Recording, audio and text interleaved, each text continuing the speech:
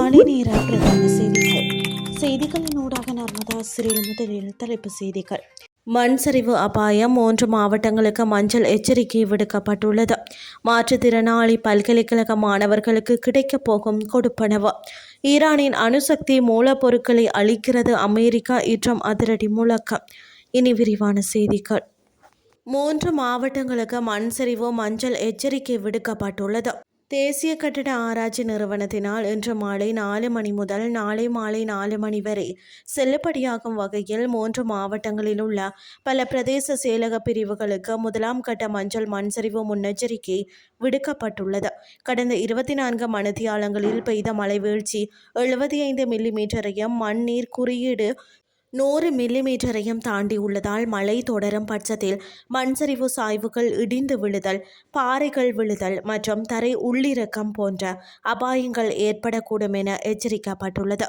முன்னெச்சரிக்கை விடுக்கப்பட்டுள்ள பகுதிகள் களுத்துறை மாவட்டம் பாலிந்து நுவர மற்றும் அகலவத்தை பிரதேச செயலக பிரிவுகள், நுவரெலியா மாவட்டம் அம்பகமுவ பிரதேச செயலக பிரிவு மற்றும் அதனை சூழவுள்ள பகுதிகள், ரத்தினபுரி மாவட்டம் அயகம பெல்மதுல கொடகவெல இலபாத கலவான ரத்தினபுரி மற்றும் நிவிதிகல பிரதேச செயலக பிரிவுகள்.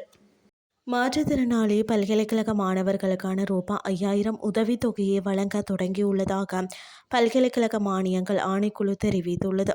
அதன் துணைத் தலைவர் பேராசிரியர் லலிந்த லியனகே கடந்த ஜனவரி மாதம் முதல் பல்கலைக்கழகங்களில் உள்ள மாற்றுத்திறனாளி மாணவர்களுக்கு மாதந்தோறும் ரூபாய் 5000 உதவித்தொகை வழங்க முடிவு செய்துள்ளதாக தெரிவித்தார். அதன்படி நிலுவைத் தொகையுடன் இந்த உதவித்தொகையை வழங்கும் பணி இந்த மாதம் முதல் தொடங்க உள்ளதாக துணைத் தலைவர் தெரிவித்தார். இனி வெளிநாட்டு செய்திகள்.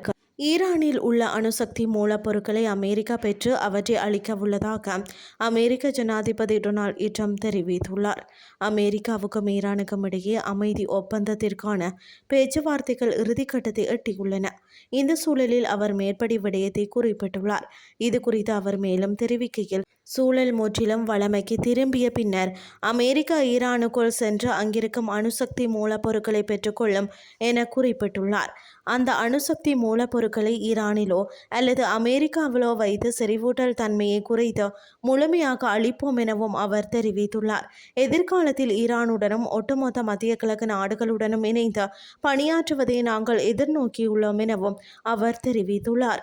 மேலும் இந்த செயல்முறைகள் அனைத்தும் மிக விரைவாகவும் எளிதாகவும் சுமூகமாகவும் நடக்கும் என்றும் நம்புகிறோம் என்றும் ட்ரம்ப் தெரிவித்துள்ளார். அவ்வாறு நடக்காவிட்டால் எங்களிடம் இதற்கான இறுதி மாற்று வழி உள்ளது.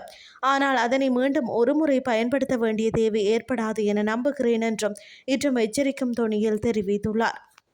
இத்துடன் செய்திகள் யாவும் நிறைவடைகின்றது. அடுத்த இரவு 8:30 எதிர்பாருங்கள். நன்றி.